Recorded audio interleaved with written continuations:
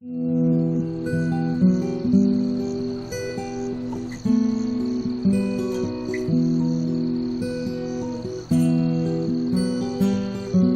to Real Life Fiction Stories, and thank you for joining me. Why don't you come in close? Because tonight, I have a real honest-to-goodness true story that you can look up for yourself. A story about a priest who throughout his whole life only wanted to serve as a beacon of light in a dark world. A priest that loved his mother more than anyone else, and would do anything to protect her. A priest whose mind would betray the light he sought in order to save his mother, and sacrifice as many people as he could to appease the dark spirits tormenting her. A warm breeze drifted through the swaying palms of Pampanga, carrying with it the smell of adobong kamaru, cooking in someone's home. Insects chirped and buzzed as if singing to sleep the setting sun, and a bagadero pushed his horse almost to its breaking point, and as the beast wheezed and whinnied, the steeple of the San Bartolome parish of Magalang came into view. The bagadero dismounted his exhausted horse and left it in the fading sunlight to catch its breath. "Father Juan Severino Mallari!" he shouted as he approached the rectory. The priest had been preparing his evening meal, and looked up from his modest table at the sound of his name. The priest stood up and answered the voice. "I'm here, one moment," as he opened the door to the figure before him. "Father Juan Severino Mallari?" the bagadero asked the priest in hopes of confirmation. "I am he. What may I do for you, my son?" The bagadero said nothing, but extended his hand, which had been holding a sealed letter addressed to the priest, and stood by awaiting the news to be read, so he may see if a return message is in order. Father Mallari broke the seal and read the short message inside. "Father Juan Severino Mallari, it is with the heaviest of hearts we inform you of your mother's fading health, and that we offer our prayers for the Lord's intervention on her behalf, that her suffering may not be long." Father Mallari's mouth did not close after reading the last of the message, and he stared at the note as if hoping he could change what it said. "Father Mallari?" the bagadero interrupted the priest's thoughts. "Is there anything else I may do for you?" After a brief moment of silently staring at the man, Father Mallari replied in a breathless, flat tone, "That would be all." And as an afterthought he added, "Thank you." With that, the bagadero once again mounted his horse, and now at a slow, steady, even pace, directed his tired beast back to their home. Father Mallari remained in the doorway for some time, watching the stars appear before him, as the last dying rays of sun melted into the black night. He had not long ago had his prayers for a flock to care for answered when he was given charge of San Bartolome, after months and years of rejection from the authorities, and now, almost as if it had been conditionally granted, it would seem the price to God was his mother's health. He left his half-prepared meal behind and sought refuge in the sanctuary, where he begged and pleaded with the Lord that his mother be spared. "Heavenly Father, do not take my mother. I beg you. I have dedicated my life to your work. Do not forget my face. I plead with you, Lord, only that you allow her to live and be healthy and strong. I will do anything, give anything. Just please do not let her suffer. Do not take her from me." Days turned to weeks, which transformed into months, and not once did his faith nor his penitential prayers cease. Despite the priest's zeal, further news would only reaffirm his mother's poor condition. He began to grow impatient and dissatisfied with God's timing. How could he have devoted his life to a God that seemed fit to trade life for blessing? Was this not supposed to be the workings of the devil? It did not seem right to him. Perhaps this was the work of Mangkukulam, a witch who would have the power to curse his mother. If God would not or could not intervene, Father Mallari would fight fire with fire. Growing up in the Pampanga region of the Philippines, he was no stranger to tales of those afflicted by kulam, a curse with the potential to take the life of another. He searched his memories and allowed himself to swim in his innermost blasphemous thoughts, trying to find a way to break such a curse. It was midnight, and most of Magalang had finally drifted off to sleep as the last of the day's heat blew away in the night breeze. All save for a lone beggar, hungry and destitute, who stirred about the courtyard of the church in hopes of finding a place of refuge for the night. Father Mallari had been lying on his bed staring at the ceiling, pondering the ways to break his mother's curse. It hit him all at once, as if the dark powers that be had given up their secrets to him at last. Sacrifice, he muttered softly to himself. If our Lord has been sacrificed for redemption of man, perhaps the sacrifice of the innocent could beat back the dark tide swallowing up his mother. Again, as though by sinister intervention, the beggar's rustling came to his ears. The priest's eyes snapped open, and his mouth taut as he became set on his intentions. The beggar had just settled into a comfortable position propped up against the church's wall, and had closed his eyes when he felt the presence of someone standing before him. "Hello, my child." The beggar's eyes groggily opened to see Father Mallari standing in the moonlight. "Blessed are you this day, for your life shall be used to lift up the weak, and to deliver the innocent to respite." Father Mallari swiftly lifted the man's chin before he could protest, and ran his knife across the beggar's throat so as to avoid any scream or struggle. As the life drained from the beggar, Father Mallari watched the man's eyes until the pupils were dilated and glassy, and all the movements ceased. The priest was quick to dispose of the corpse, burying it in a shallow grave hidden among the wild vegetation of the fields next to the church, where no one would have purpose to meddle. On his way back home, he noticed the large wooden hand-carved cross necklace the beggar had made for himself had fallen from his body, and lay on the ground in the blood left over from the slaughter. The priest picked it up and carried it inside before returning with a bucket of water to wash the deed's evidence away. The next morning was uneventful. Mass was carried out, confessions taken, and no one noticed the beggar who lived on the streets of Magalang for the last year was missing. Weeks went by. Only once or twice did the beggar come up in conversation. No one had thought to ask the priest, as the topic was usually dismissed as quickly as it had come up, with either indifference or the assumption that he had most likely set out for Manila.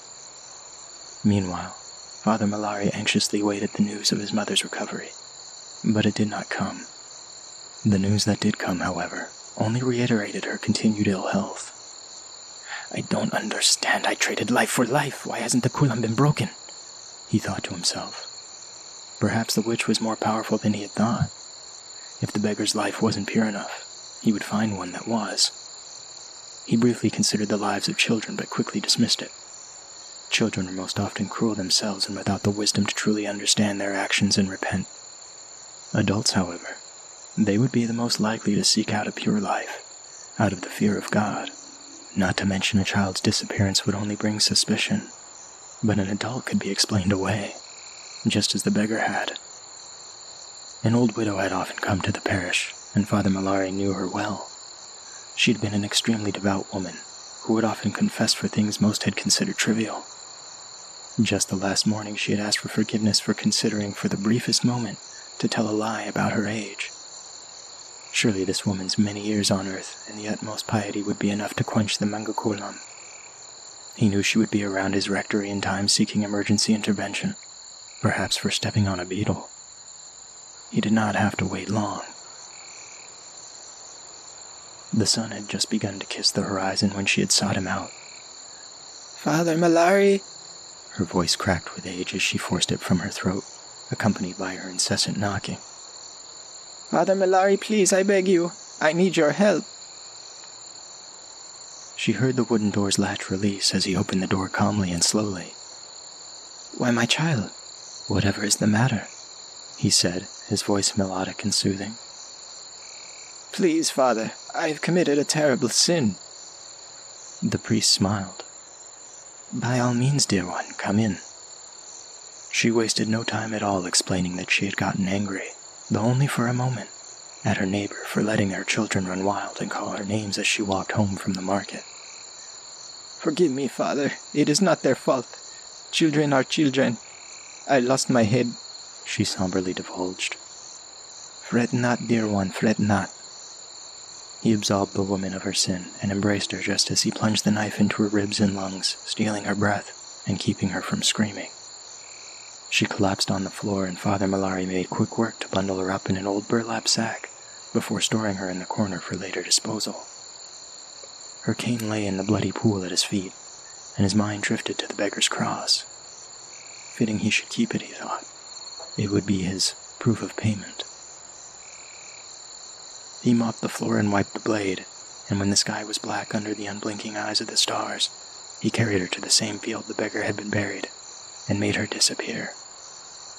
This time there would be questions, but he was ready. It took longer than he had thought for people to mutter and question, and this time they did come to him, as she had been known to seek out his presence often. Yes, poor dear. She sought my advice as she was certain she would be with the Lord soon, but had not seen her grandchildren in Cavite for some time. I advised her while she had the chance to make her way at once, so they may have the chance to share in one final embrace, before the Lord would embrace her. I assured her I would have her most valuable possessions sent after her. She had left early the next morning, not wanting to waste any more time than she had. This had satisfied the inquisitors. She had been known to talk often of her grandchildren, and lament the fact that they lived such a distance apart. As the questions ceased, Father Mallari did not breathe a sigh of relief. Instead, he reserved it for the knowledge his mother was recovering. He sent a dispatch at once to inquire of her well-being, and as days went by with no response, his anxiety grew. One afternoon he made out the figure of a bagadero, headed his way, as he tended to the grounds around his church. He dropped his tools and ran out to meet the messenger. Father Mallari, your mother is pleased to know you continue to worry of her health, and by the grace of God it seems as though she has made the slightest of improvements. Though we are not sure if this is permanent recovery, our prayers to continue to go forth with hopes that she will be healed. The priest's hands trembled as he read the news, and tears began to fall from his eyes. He made no effort to conceal them. It was working. She had not been cured, but the kulam was surely beginning to break. He would not falter so long as she needed him. He would sacrifice as many as it would take to see her recover. And so it went, for 10 years, with a new sacrifice just about every other week. The priest would check on his mother's condition, and whether she improved or relapsed, the answer was obvious. Life for life, as many as it took. As time went on, Father Mallari became more reckless as the voices in his head became louder. His time in Magalang grew longer, and his reputation more founded. After several years, he had all but abandoned burying the bodies, and often chose to leave them behind abandoned homes or in workers' fields. No one suspected their parish's father. Murders happened from time to time, either by betrayed lovers, quarreling friends, or drunken violence, and it was this fact of humanity which helped keep Father Mallari in the shadows. One evening, a young father had come to the priest for advice on raising his child, after their mother had recently passed. The priest had stabbed him in the chest repeatedly while covering the man's mouth. He picked up the man's handkerchief, which he had normally used to wipe the sweat from his brow, but had recently used it to dry the tears for his wife, and the priest stuffed it into his pocket. He had dumped the body in the road to be found the next morning, not wanting to strain himself any further than he already had. As he lay the body on the ground, he poured liquor over the man, and began screaming profanity and threats, sounding drunk and arrogant before fleeing. He ran knowing he would have been heard, but too quick to be seen. When the neighbors had been asked the next day what they had known, they all reported an argument late in the evening, and the authorities wrote it off as another unsolved murder during a fight between a drunken grieving widower and an unknown assailant. All seemed well for Father Mallari, until one morning he awoke in a pool of his own sweat. He trembled and coughed, and his body felt as though it had been trampled by 100 horses. He could not speak without severe pain, and he was so weak he could barely summon the strength to sit up. When he was not seen at Mass, a few parishioners knocked on the rectory door. After some time of listening to the unstable shuffling inside moving towards them, the door opened, and they were greeted by the pale-skinned priest, who looked to be severely ill. Wasting no time, a dispatch was sent, and a temporary replacement was sent to fill in and help care for Father Mallari until his recovery. He was a kind and gentle man, who fed and comforted the priest. Father Mallari had been sleeping one afternoon, as the attending priest had come to check on him. He had pulled his handkerchief from his pocket and wiped the brow of Father Mallari. As he stood up and placed it back into his pocket absent-mindedly, his eyes fell to a strange object protruding from the priest's closet. He had never considered it before, But then again, he had never been in Father Mallari's quarters for more than a few minutes to tend to the priest's needs. It looked like the top end of a cane. The attending priest walked over and opened the closet doors. His mouth dropped open and his eyes widened. He had meant to scream, but only gasped. Bloody trinkets and knives filled the space, and the smell of death and iron filled his nostrils. He covered his mouth and nose with his hand, and stepped back, bumping into Father Mallari's bed. He spun around startled, half expecting it to be a person that had snuck up behind him. Instead, his gaze was met by the now awake Father Mallari, who only stared at him stoically. "Father Mallari," the attending priest began with a tremble in his voice. "What have you done?" "I am healing my mother," the priest answered before a short cough punctuated his sentence. The attending priest did not wait for further explanation. He slowly began to back out of the rectory, never letting his eyes leave the priest on his bed. It didn't take long for the authorities to arrive. The priest's room was searched, and the closet of personal belongings were matched to the victims of his rampage. Necklaces, clothing, personal mementos, most stained with the victim's blood. All the while the priest acted as though none of it was unreasonable. 14 years later, the priest stood in the tropical sun.